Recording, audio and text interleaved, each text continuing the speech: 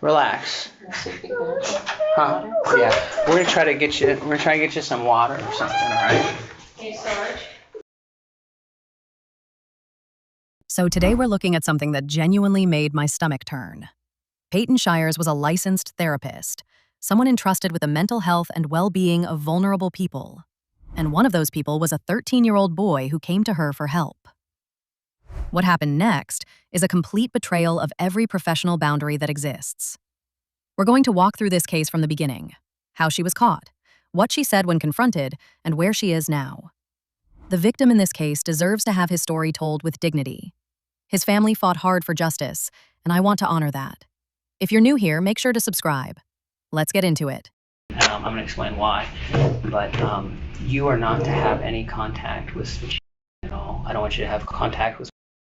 I don't want you to have contact any of the sisters, anybody in the family, because that's going to be seen as you intimidating a witness, okay? And that's a felony charge. And so if you have contact with them, we will know about it. We will find out, and then that could be an additional charge, and I don't want that for you, okay? So please. And they will revoke any bond that you have will be revoked, and if you get an intimidation of a witness, they will hold you to the extent of this entire court process. That could be. Okay, so right out of the gate, they're laying down the law. No contact with the victim. No contact with the family. Not a text, not a phone call, not a friendly wave at the grocery store. And here's what's interesting. In cases involving licensed professionals who abuse their position, witness intimidation charges get taken extremely seriously because the power imbalance already existed. She was his therapist. She already had psychological leverage over this kid. The court knows that. Watch her face here. She's not processing the weight of what she did. She's calculating how this affects her.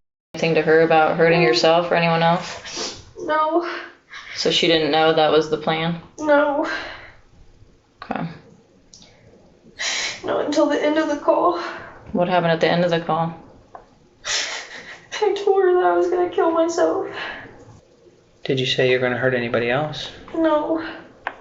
I never wanted to hurt anybody else. And there it is. I never wanted to hurt anybody else. That's the line she's clinging to like a life raft. But here's what that statement conveniently sidesteps.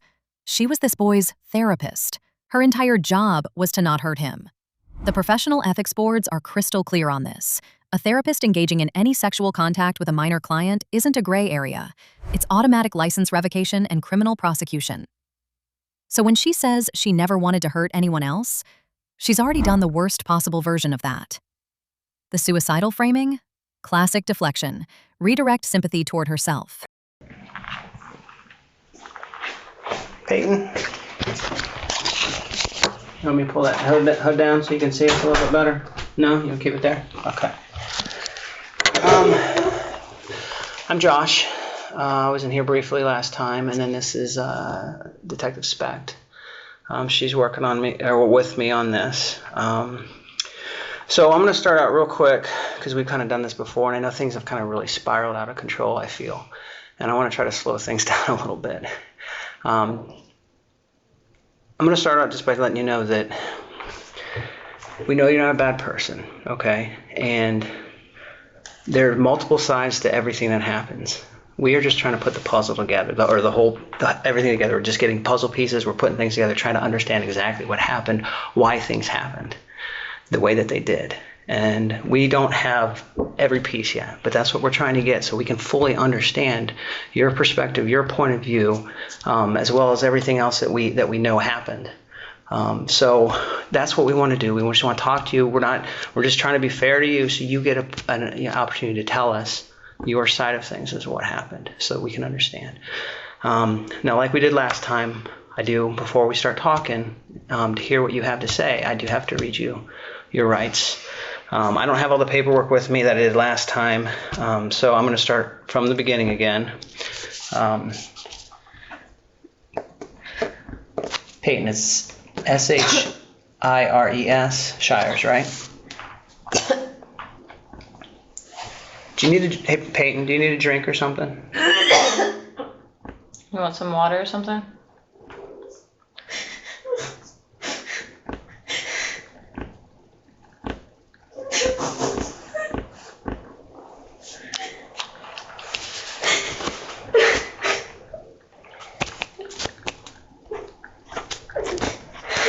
Payton, try to take a deep breath, okay? Relax. Huh? Yeah. We're gonna try to get you some water or something, all right? Hey, Sarge. No, I'm sorry. you're trying to help me. Payton, we're trying. Would you arrest anyone else that has been raped by someone? That's Would you? Payton. Would We don't understand your story. We don't understand what has happened to you, and that's what we're here for, is to understand and have you tell us, okay, so that we can help, so you can help us understand what's happened. I don't know what happened in your history. I don't know your past. Okay? But you arrest me. And that's what we're here to Because I wanted to die, and now I'm here. We don't want you to die, Payton. I don't want you to get hurt. Watch how they open this. We know you're not a bad person. That's not compassion, that's technique. The Reed method in action. Lower the suspect's defenses by validating them before you corner them with evidence. And Shiers, she's buying it. Here's what the detectives already have that she doesn't know about. Phone records, messages, and statements from the victim's family who caught this themselves. They're not fishing.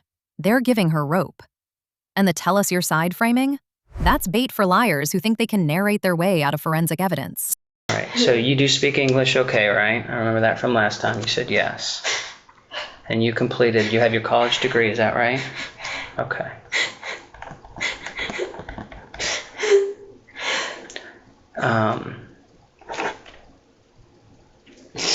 Did you wear glasses or contacts, did you say? No. No, okay. And have you had any alcohol in the last 12 to 24 hours at all? No. How about any drugs, either prescription medication? What did you, just prescription medication or street drugs? prescription. Okay. Anything that's going to affect your understanding of what's going on today? No. Okay. Just you took your prescription medicine as prescribed? Yes. Okay.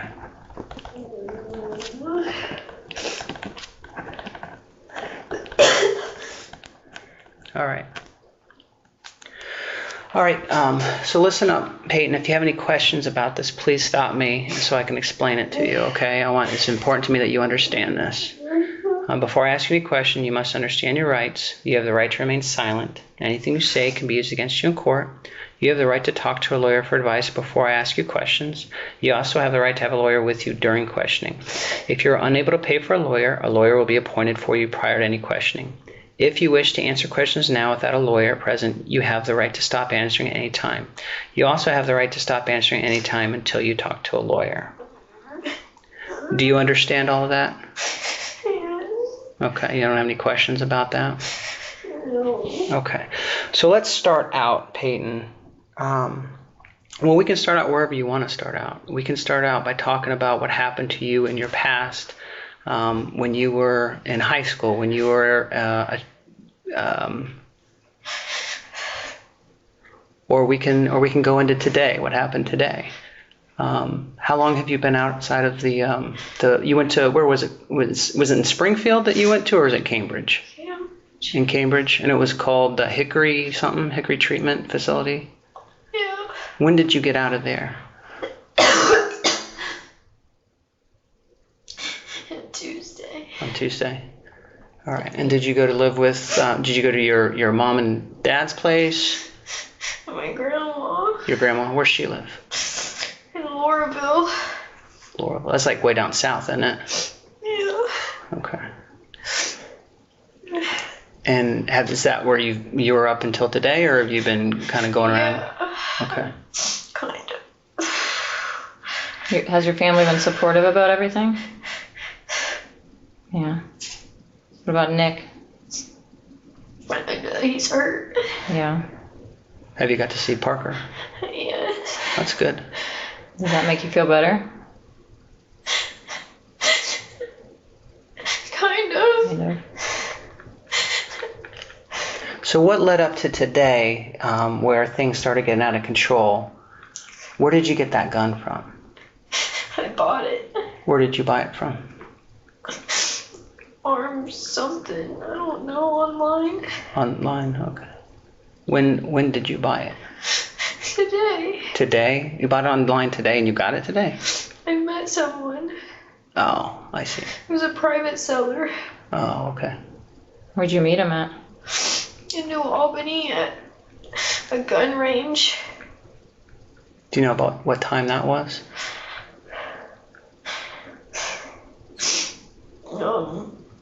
I met him at 1 o'clock. Okay. The car you're driving, the Kia, whose car is that? It's my son's dad's car. Okay. All right, so what made you want to buy that gun today? To kill myself. Where were you going to kill yourself at? I don't know.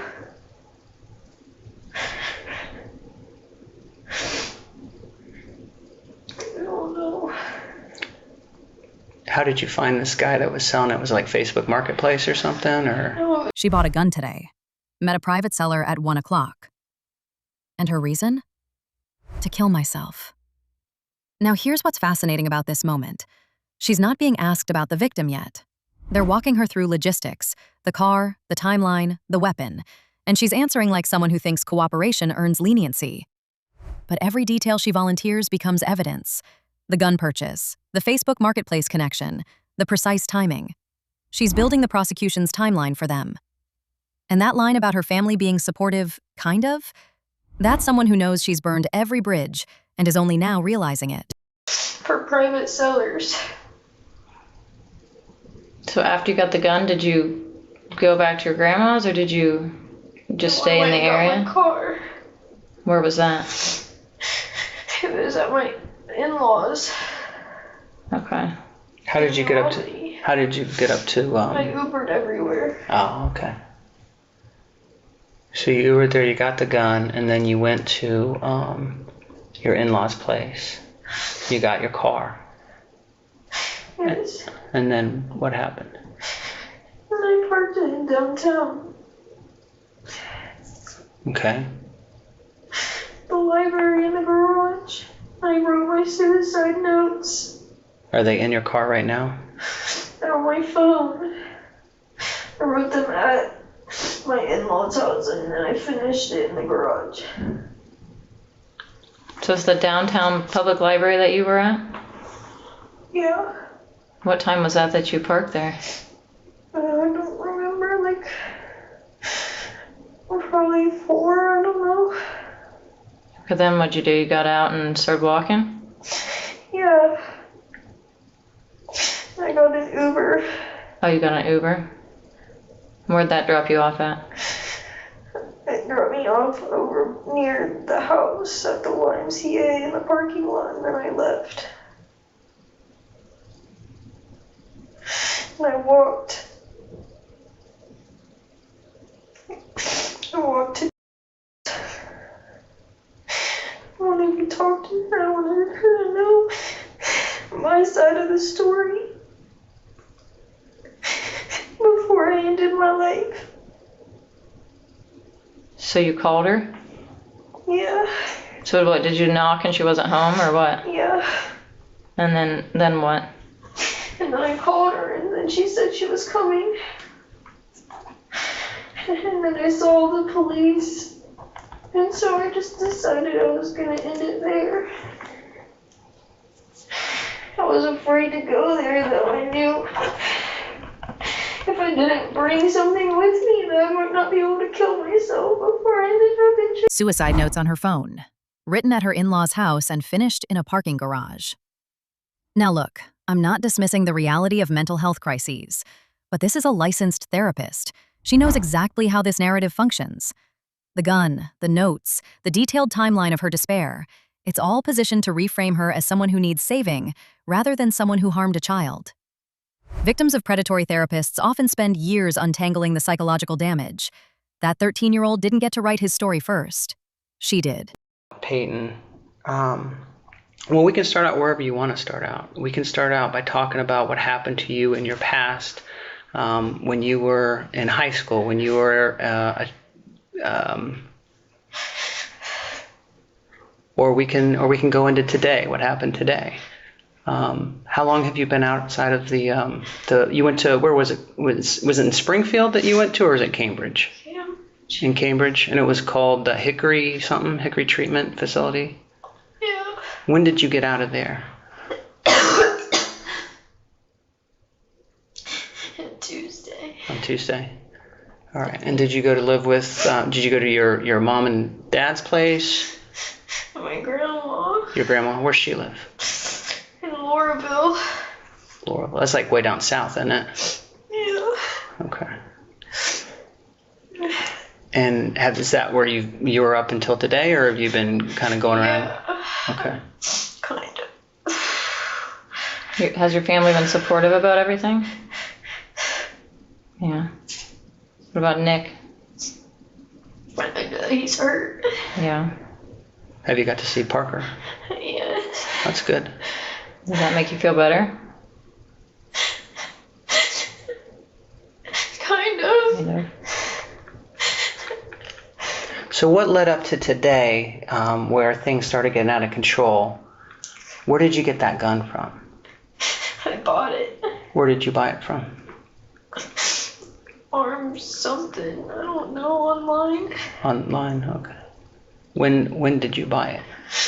Today. Today? You bought it online today and you got it today? I met someone. Oh, I see. He was a private seller Oh, okay. Where'd you meet him at? in New Albany at a gun range. Do you know about what time that was?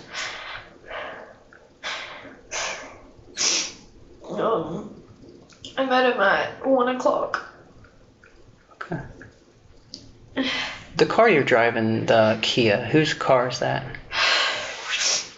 It's my son's dad's car. Okay. All right, so what made you want to buy that gun today? To kill myself. Where were you going to kill yourself at? I don't know.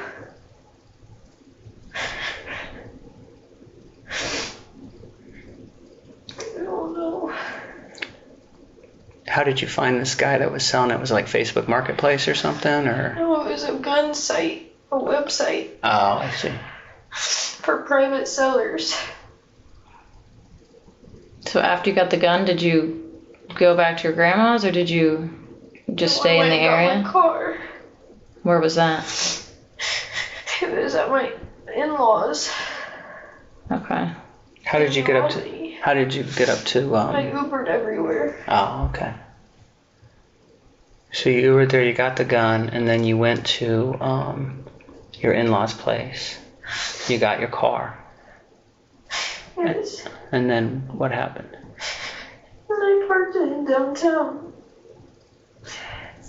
Okay. The library in the garage. I wrote my suicide notes Are they in your car right now? on my phone. I wrote them at my in-laws' house and then I finished it in the garage. So it's the downtown public library that you were at? Yeah. What time was that you parked there? I don't remember, like, probably 4, I don't know. But then what'd you do? You got out and started walking? Yeah. I got an Uber. Oh, you got an Uber? Where'd that drop you off at? It dropped me off over near the house at the YMCA in the parking lot, and then I left. And I walked. To. I wanted to talk to her. I wanted her to know my side of the story before I ended my life. The detectives let her talk. And talk she did. Every Uber ride documented, every stop along the way mapped out. She handed them a prosecutable timeline without realizing it. Here's what the footage doesn't show you. Shiers eventually pled guilty to unlawful sexual conduct with a minor and received a prison sentence. The system worked this time. But 13-year-olds in therapy shouldn't need detective work to protect them. They should have oversight structures that catch predators before a family has to fight for justice themselves. Called her? Yeah. So what, did you knock and she wasn't home or what? Yeah. And then what? And then I called her, and then she said she was coming. And then I saw the police. And so I just decided I was gonna end it there. I was afraid to go there, though. I knew if I didn't bring something with me, that I might not be able to kill myself. That's her explaining why she never made it to the victim's house that day. She saw the police and turned around. Let that sink in. The family was already ahead of her. They had already reported it. They were already protecting their son while she was still trying to figure out how to contact him.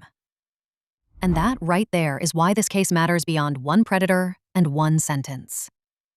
Because a 13-year-old boy is now navigating a healing process he never should have needed. His family did everything right.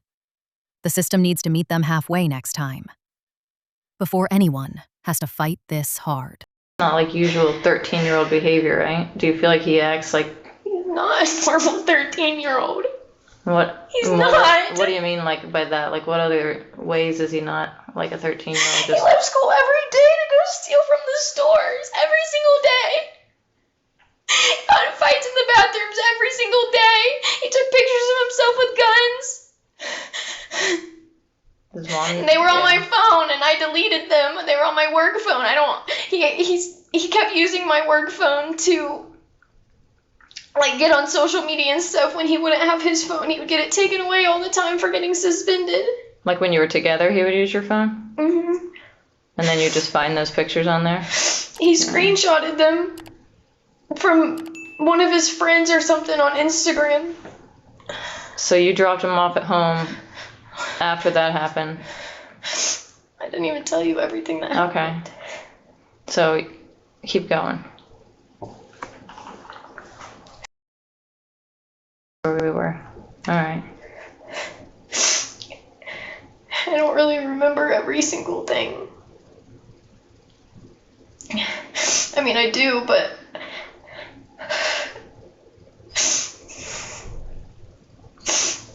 I heard him put his phone away. I heard him put it in my kid's car seat.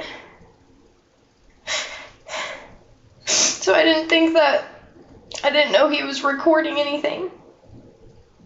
And then he kept, like, looking at me. He said, like, he was good.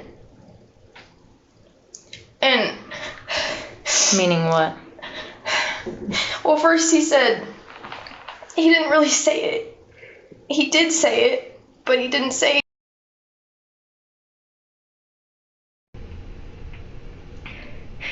And he kept asking for me to have sex with him.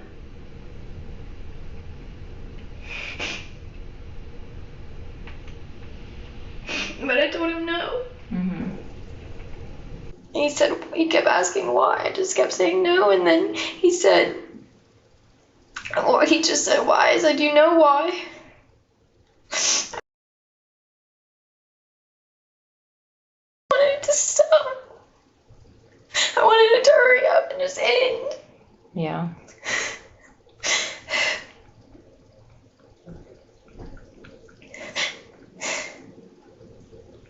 I was trying to be nice. I didn't want him to get mad at me. I didn't want him to think that I didn't care about him. I don't know why I always do that. I don't know why I just let people do this to me. What did you think would happen if he got mad at you? I just thought I would be another person that just walked out of his life. Yeah. Because everyone just leaves anyways. Everybody just abandons me. So I don't give a fuck. I don't trust anybody. Yeah. And I wanted him to trust me. But I didn't want anything sexual to happen. I didn't see him like that. Mm-hmm. You didn't feel any attraction towards him at all? Not sexually, no. I just, like, loved him. Like, I just wanted to help him, like, in that way. And then after that happened, I was just confused. He got out of the car, and then I got back in the front seat, and I didn't say anything.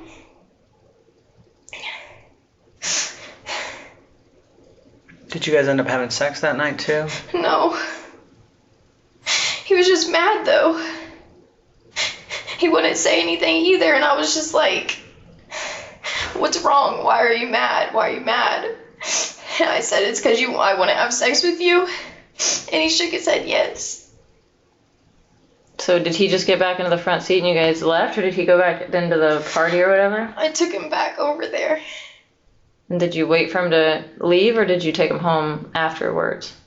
I took him home after. And so, like, the whole ride home, was he was just being quiet and stuff, or what? It was quiet, but I was freaking out. Yeah. And he never said anything else about it? Now listen to what she's doing here. She's painting this 13-year-old as a troublemaker, a thief, a kid who steals phones and gets suspended. She's building a case that he was the instigator, that somehow a child manipulated a licensed mental health professional into criminal conduct. And here's what makes this particular deflection so repulsive. Payton Shiers was trained to recognize vulnerability in adolescence. The behavioral patterns she's describing? Those are textbook indicators of a child in crisis. A child who needed support. Not a target. Try to talk about it. He said, we don't need to talk about it unless we're doing something.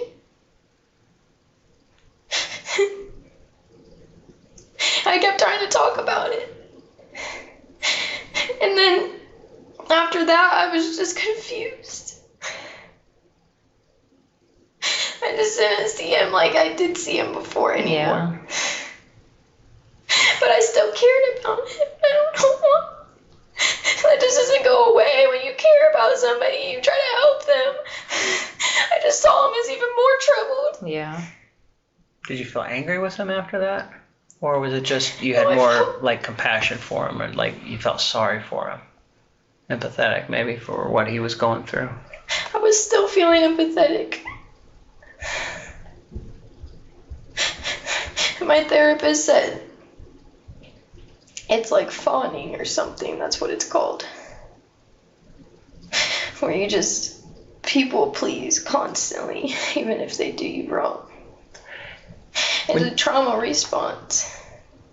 And so it's just confusing to understand. And I'm still trying to understand it. I'm still trying to understand why I didn't fight him off, why I just came in and I just let it happen. Well, when you first started seeing, when you guys first met for the first few times, did he open up to you right away, or did it take a while? It took a while. So you had to work to try to get to know him. Yeah. To try to get him, and I'm sure that when he finally started to open up a little bit, from the very beginning, he's not talking to you, and then you're brand new right out of college, you're talking to him, and then finally you start feeling like you're making a breakthrough. I thought he was starting to trust me. He was starting to trust you. I thought I was taking him places to have positive experiences. Like, I took him to the Ohio State Fair. I took him to a trampoline park. Like, I was trying to give him something to look forward to. I wanted him to trust me. I wanted him to see me as something that was positive and not just negative. Like, he just has to talk about his problems and, like, this person's just going to tell him what to do, tell his mom everything he does. Mm-hmm. Because I did try to tell her something he did, and then he got mad at me. And he just told me he didn't trust me anymore. I tried to tell his mom that he wanted to steal a car. And that I was gonna tell her more of what he actually said, but I just got scared. I was just trying to, like, make it light, like, oh, it's not a big deal, but this is, like, what he's thinking about. And this was in, like, this is in August, right when school started. Do you think pretty strict mother? Do you think that the control that she has over him affects the way he behaves? Yes. The restrictions that she puts, and then he acts out more because of those restrictions. Yes, that's what I've been taught. Yeah. When you have a very, very strict parent, you defy the behaviors. You defy them. Like if a kid is constantly having restrictions all the time, he's not allowed to do anything. She was telling me he's not allowed to go to his friend's house. He's not allowed to do anything. So then that made me feel bad for him. And I was trying to work with her. I was trying to just say, let's compromise. Let's try to, like, let him see his friends a little bit. Give him a little bit of freedom so that way he doesn't feel as restricted. And then, like, when she said he can't go to that birthday party up at the trampoline park, you kind of felt like she was being too strict. He didn't even, like, tell me that she didn't let him. Oh, so you thought that she knew you guys were going there? No, I knew after I picked him up that he wasn't actually allowed to go. But before I picked him up, I didn't know that. Mm-hmm. But he just said, oh, like... So that was his way of trying to kind of control... I wanted to know who was going to be there. And I knew the kids that were going to be there, and I knew it was safe. Kids from school? The school that I worked at, I knew that they were going to... This the ones that, like, harassed me. But originally, like, I didn't think that anything was wrong. She said that she trusted... And so I trusted him. Mm-hmm. She said that was the only friend that he was allowed to hang out with. And so... She's doing something really insidious right now. She's invoking her own therapist, talking about fawning and trauma responses, using clinical language to explain why she didn't stop a child from assaulting her. Except that's not what happened. She's co-opting the vocabulary of victimhood to rewrite the story. And here's what the clip doesn't tell you. Payton Shiers wasn't some inexperienced counselor stumbling through her first case. She was a licensed professional who understood exactly how to build trust with a vulnerable minor. She took him to the state fair, a trampoline park. She wanted him to see her as something positive. Her words. That's not therapy. That's grooming with a treatment plan. And so the whole thing with the trampoline park and how that all started, this was it like a Friday? I think it was Saturday. Yeah. Like September 16th or something. Does that sound familiar? I don't know. But it was on a Saturday. Like sometime in September, right? It was in September. Everything that happened was in September. Everything that happened between me and him was within a week and a half of me, like, going to Harding Hospital. Okay. So this happened on the 16th. He's back home. You're getting these. You go out with your friend at the bar, and you're getting all these calls all of a sudden from his friends, and they're making these threats like, "Hey, if you don't do this to us, we're going to tell them." And then obviously you're terrified because, you're afraid of what's going to happen to you, and then you end up getting through the night. So this is Saturday, and then you talk to a little bit that night. And so later on, you guys, so then the next week you have to start seeing him again, right? Yeah, I saw him. So me and his mom had a conversation the next morning on Sunday because she was really frustrated with me because I took him there. Mm-hmm. And I felt really bad. I didn't want her to, like, see me that way because that wasn't my intentions. Like, I wasn't trying to, like, go against her. So. But I was also, like, just trying to be a support person for him. Just someone he could count on. I tried, so I dropped everything. Every time he called me, every time he wanted me, I dropped everything for him. And he would call you at like 3 in the morning, right? He did, yeah. So you went from very beginning, he's not talking to you. Well, he to you. texted me. He didn't call me. I called him, but he texted me and he just started saying stuff like he was so stupid. And just, this was before anything happened, like before anything happened between me and him ever. He just kept saying he was stupid. So I'm sure that made you feel like, so you're someone he's turning to. He's feeling down about himself and about what's going on, so he's turning to you to help him out. So, I guess that would make you feel good that you built that level of trust up with him. It starts from the beginning.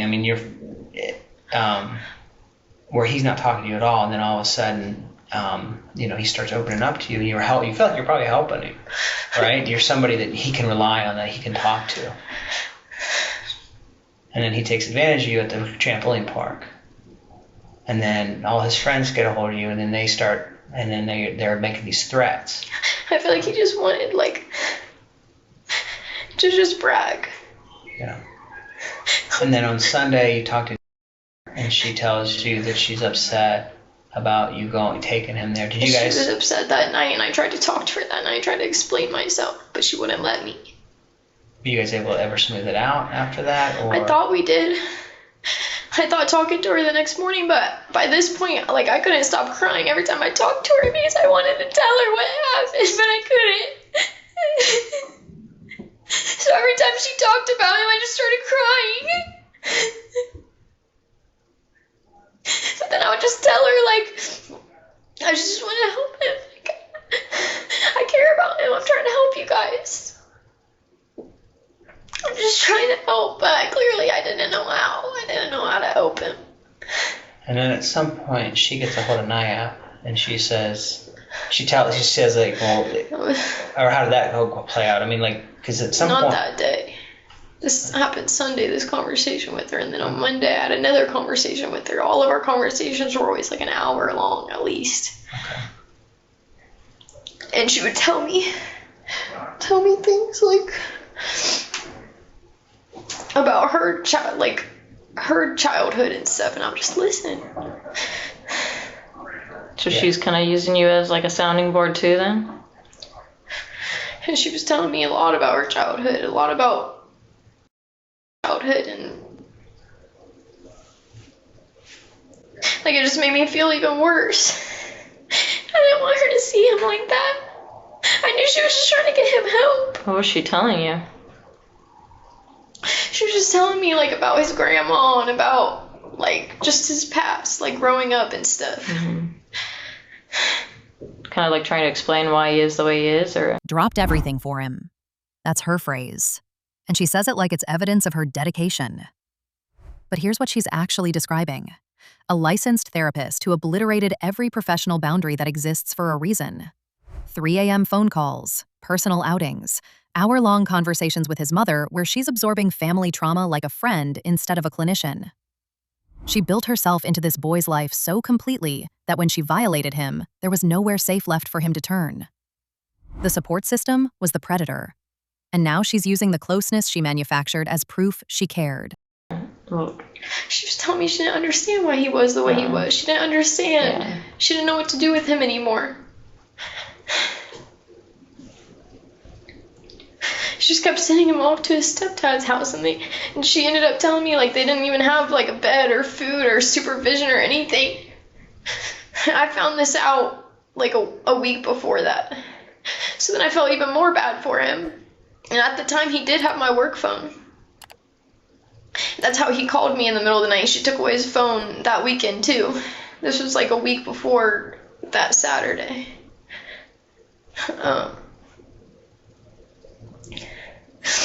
And so I saw him Thursday, and I saw him on Saturday when he got suspended, and then he got sent there. By that point, he already had my work phone. And on Thursday, he had called me in the middle of the night. Well, I say he called me. Sorry, excuse me. He messaged me, and then I called him because he messaged me saying how stupid he was. This is the Thursday before everything happened? Or this is the Thursday? This is a whole week and a couple days before. Okay. And I stayed on the phone with him until 8 o'clock in the morning. He called me at 3 a.m., so we were on the phone for 5 hours. He fell asleep, and I fell asleep. 5 hours on the phone. 3 in the morning until 8. And she's telling this story like it demonstrates her compassion. But here's what the licensing board would call this. A catastrophic boundary violation that any first-year counseling student knows to avoid.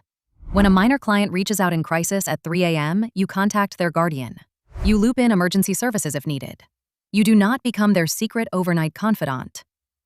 She wasn't saving him. She was isolating him.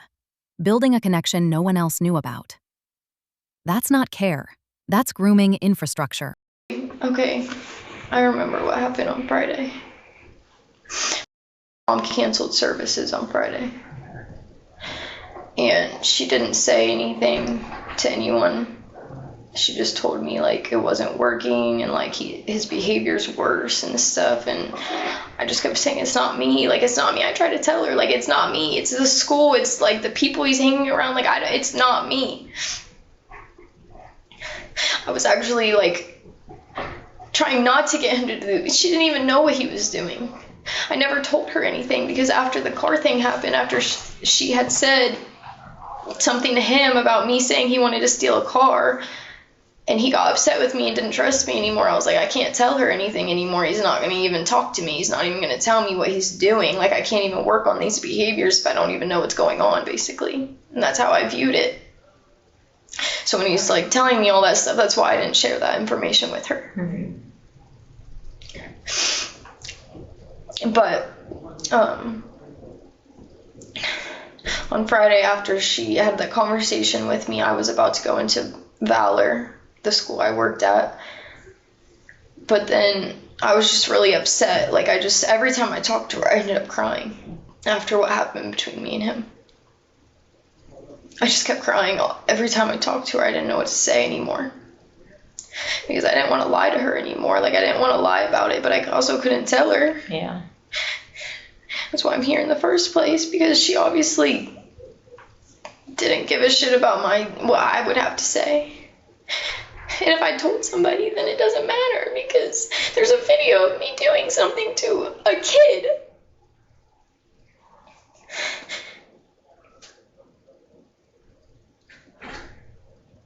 So did you go I and went pick and him saw up? him. Yeah. I saw him at the school, yeah. After you talked to... Yeah, I went to go bring him his things because I got all of his stuff from his friends. They had brought it to the school and they gave it to me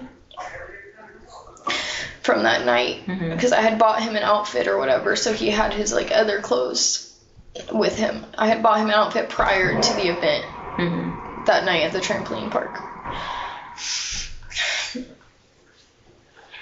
And he wanted his things back. He had asked me to get his stuff from his friends. He said, can you have my friends bring you, like, my stuff to the school and, like, you give it to me? So I had all his things in my car.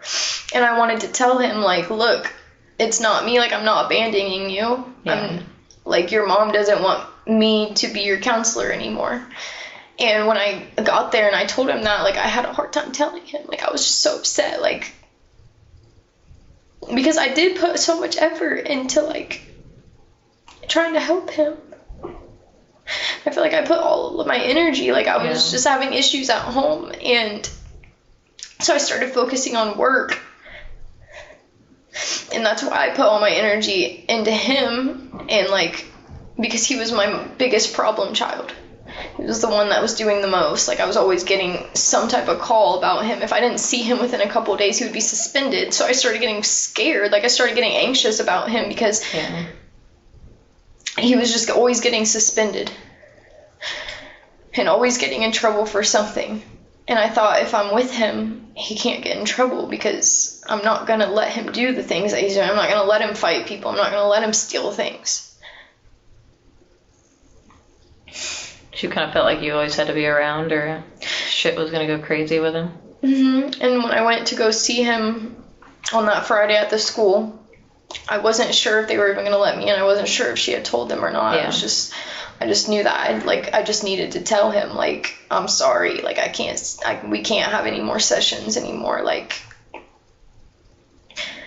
I'm not leaving you. I'm not doing this because you did anything wrong to me or anything like that. Like, because I was scared that he was going to think that it was because of what happened. And I was scared that he was going to think that I was just abandoning him, like all the other therapists, just leave. And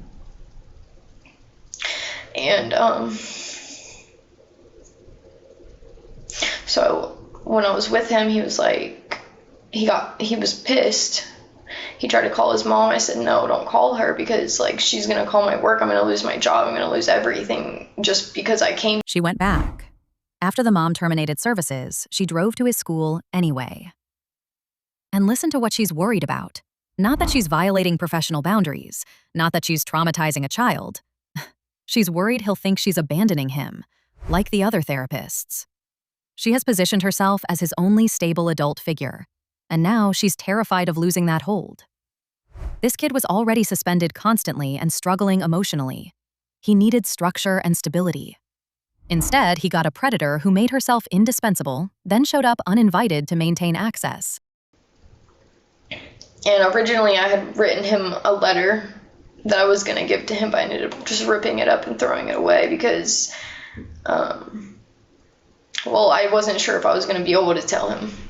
So I figured if I just give the school the stuff, and if I can't see him, then he can just read the letter and know, like,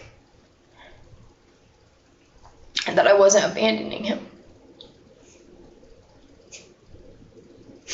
And I started to feel like just weird. Like, I didn't understand, like, what was going on, like, the relationship-wise, like, as a therapist and a client. Like, obviously, there was just so many things wrong. But I kept telling my work, like, I feel too attached to this kid. Like, before anything happened, I kept saying, I feel too attached to him. I can't sleep at night. Like, I'm always worried about him getting in trouble. I'm always worried about, like, what's going to happen to him. I'm always worried that he's going to get sent off somewhere, like, that he's going to get arrested, like, something's going to happen to him. And they just made me feel like, oh, well, he's opening up to you, so, like, you're doing something right, you know, like, that's good that he's opening up to you. And, like, yeah, sometimes some of these kids are hard. They would just, like, kind of throw it off like it was nothing. Like, sometimes some of these kids can just be really difficult, and, like, I've had kids that kept me up at night too, so then I just felt like it was normal. Like, okay, maybe some of these kids really are just really hard, and sometimes you just have to do extra things for them, because I never ever did any of those extra things for, like, the other kids I had, because How many I didn't other feel kids like did you have? I don't know the amount, but it was at least 12. Yeah. And for them, like, I didn't feel like I needed they didn't need, like, that extra support. Like, they just needed their regular counseling sessions. Yeah. I wasn't getting all these extra phone calls from their parents. Like, there was only a couple, and I started getting worried about one girl, like, because she was struggling, but then she started getting better. So, like, that was, like, one of the only ones that I did end up worrying about a lot, but not. Yeah. It faded. So then work made you feel even more confused about the relationship, basically, because they weren't really offering up any I told 3 help. different supervisors. Every time I had a supervisor, I kept saying, like, they're like, how's it going? I'm like, well, I'm just feeling really attached to this kid every single time before anything happened between me and him. And then I got scared after something did happen, and so I quit talking to them about it. It was only a week. But so I only saw them, like, one time since then. But I did call one of the supervisors, and I had told her, like, she was like, I spent, like, an hour talking to her about it. Like, I really can't sleep at night. Like, I really can't. Like, I see him, like, 4 times a week. Like, I'm constantly, like, getting calls. And so then I try to get respite services for him. And I tried to. His mom wouldn't accept it. Like, she had the appointment made for the CANS assessment, and then she canceled it. And that was going to be my way of, like, getting some relief from the situation. 3 supervisors. She told 3 different supervisors she felt too attached to this child. And every single one apparently said, that's fine, keep going. Now look, I have no idea what those conversations actually sounded like from their end. But I do know this. Licensed therapists are trained to recognize when attachment crosses into something dangerous. That's day 1 material. She's framing this like the system failed her, when the system was never designed to babysit a grown professional who already knew she was losing control. She kept working with him anyway. She escalated contact anyway. And when something did happen, her words, she stopped talking to supervisors entirely. That's not confusion. That's concealment. That happened. And why things happened the way they did. And I think that's important for us to understand. I think there's a lot of, I mean, this situation got way out of control. And obviously the story that I was telling, is completely different than the one you're telling, and that's the only one that we have had up until now. So hearing your side of things really does help us. I mean, things match up in a certain degree with what we heard and what we found as far as the events that happened and the time frames and everything. But getting able to hear from your perspective as to why things happened, it helps us to understand better why it happened. I want to ask you a question about today, real quick, before we'll try to wrap this up, because it's really late. We've put you through a lot today. About today, when you went over there and you had the gun, and I know that you were feeling suicidal. We had the SWAT officers were out there. They were talking to you, trying to get you to come down, because obviously they didn't want you to hurt yourself. And you fired the gun off. Why did you fire the gun off? I didn't know if the safety was on or not. So you were just checking to see if the safety was on, to see if it would go off or not? Had you ever shot a gun before? Yes. Okay, so you kind of... Not that one. Not that one, but you've shot guns before, so you have a kind of a basic understanding then of how to load a gun. Get one in the chamber, ready to go. So you fired it off. Were you aiming at anything in particular? No, the sky. Just the sky, okay. Why were you testing it? Because I wanted to put it to my head, but I was scared. Okay. All right. Let me go talk to... I'm going to go out. We'll wrap things up now, okay?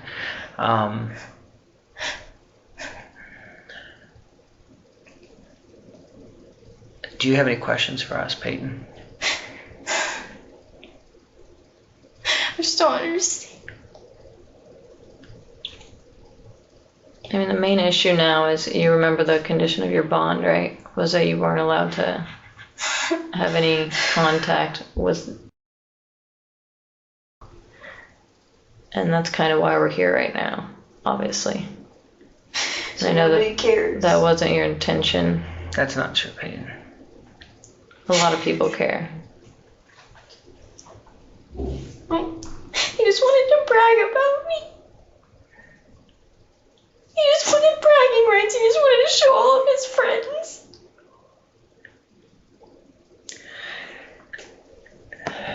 So, I mean, you had a very difficult job to do with him. You're a social worker. You're a brand new social worker. You just got out of college. You're going there and you're dealing with a very hard case.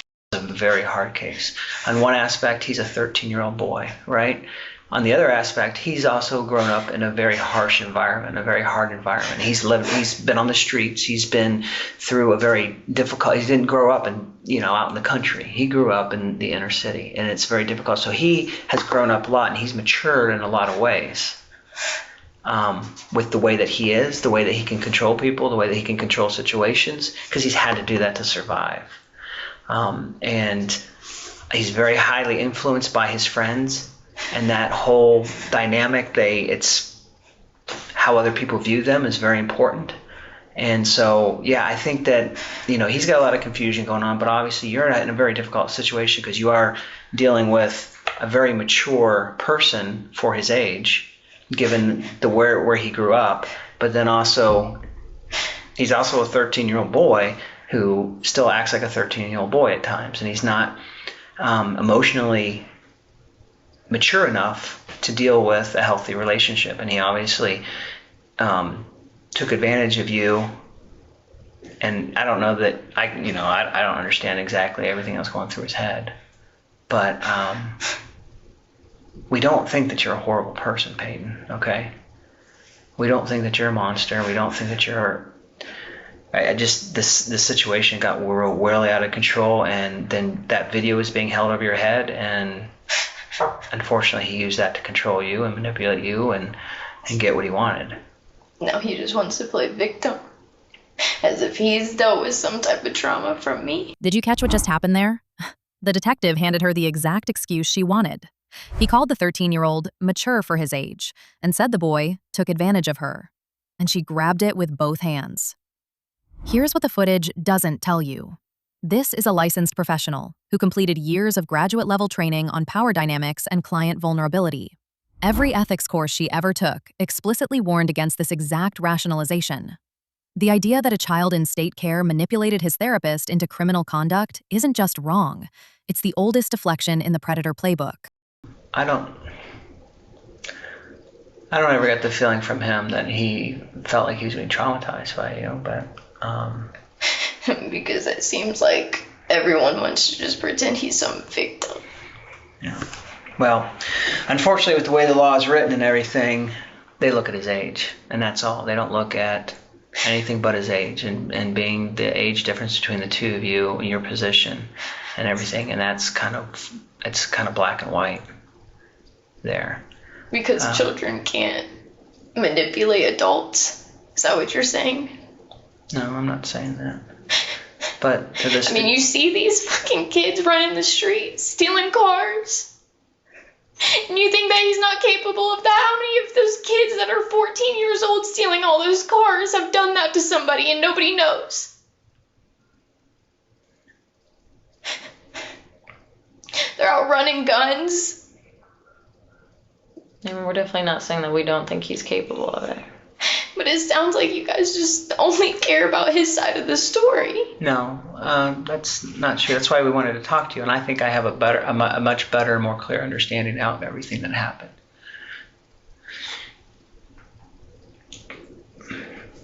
And in the end, with these things, it's not up to us. These type of things go before a grand jury. They make the decisions. All we do is collect the information, and then we write it up and we send it over. So now I can better describe your perspective on what happened. I can better describe to the prosecutor, the grand jury, what happened and why it happened. We have a better, more clear understanding now. And then they make the decision in the end. Yeah, before all we had was, said this happened, so that happened, but now it's a two-sided story. She just tried to blame a 13-year-old for her felony. These fucking kids running the streets stealing cars. That's her defense. A licensed mental health professional comparing her victim to juvenile car thieves. And the detective? He didn't push back. He nodded along and promised to tell the grand jury her side. Here's what matters. The grand jury didn't buy it. She pled guilty. The law saw exactly what we saw. A predator who weaponized her credentials against a child who came to her for help. So is nobody gonna give a shit about what happened to me? Nobody's gonna care about me. No one's gonna care about my trauma. No, all of this information is going straight to You the guys are gonna put me in prosecutor. a cage again.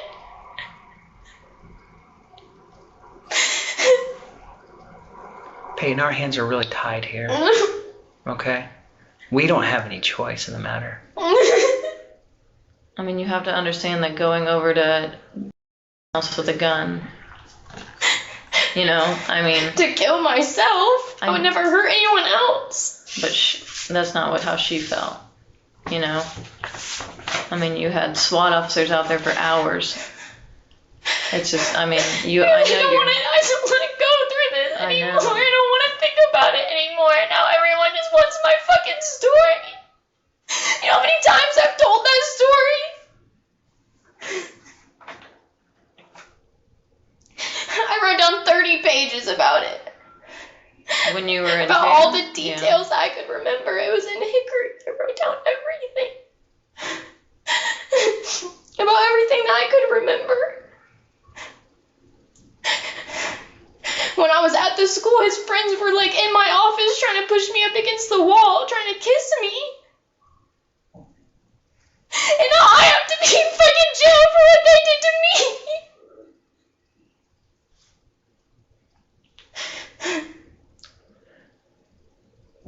There's a process this is going to go through, and it's going to, I'm not going to lie to you, this is going to suck for. Nobody's going to care about my trauma. That's where we end up. After everything we just watched, the grooming, the boundary violations, the 3 a.m. phone calls, the school visits after termination, the gun purchase, the deflection onto a 13-year-old, she lands on What about me? And the detectives? They're calm. They explain the legal reality. They tell her their hands are tied. They're not cruel about it, they're just done.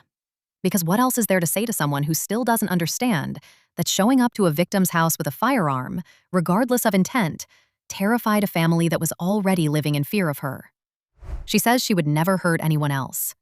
But that's not how the victim's mother felt when SWAT was outside for hours. That's not how a 13-year-old boy felt when the woman who was supposed to help him heal became the person he needed to heal from. This is what accountability looks like when someone refuses to accept it. The system moved forward anyway. Payton Shiers pled guilty to unlawful sexual conduct with a minor. She lost her license. She faced incarceration. The exact terms of her sentence haven't been publicly disclosed, but the outcome was never in question once the evidence was laid out. What strikes me most about this case isn't the interrogation tactics or the legal proceedings. It's the pattern. A vulnerable child enters therapy seeking help. A licensed professional recognizes that vulnerability and exploits it. She builds dependency. She isolates him from other support systems. She positions herself as indispensable. And when it all falls apart, she reaches for the victim playbook. Trauma, suicidal ideation, claims that nobody understands her pain. The professionals who should have caught this didn't. 3 supervisors heard her concerns about attachment and reportedly told her to keep going. The system that should have protected this boy failed him before his family ever had to step in. And that's the part that should keep us up at night. Not that predators exist, we know they do, but that they operate inside institutions designed to protect the vulnerable. This boy's family did everything right. They reported, they documented, they fought, and they won. But they shouldn't have had to become investigators to protect their own child. As of now, there's no public update on Shiers' current status. What we do know is that a guilty plea was entered and consequences followed. The victim is healing. That process will take years. It will require exactly the kind of therapeutic support that was weaponized against him in the first place. And somewhere out there, a family is rebuilding trust that should never have been broken. If this case made you think about how predators manipulate narratives and hide in plain sight, I recently covered another case where a woman hid her boyfriend's body in the trunk of his own Mustang, thinking she'd gotten away with it. She hadn't. The investigation on that one is genuinely wild, and the interrogation footage is something else entirely. But for now, for this case, let's end where we should have started. With a 13-year-old boy who walked into a therapist's office looking for help. He deserved better. His family deserved better. And the systems we build to protect children like him need to do better. Thanks for watching. I'll see you on the next one.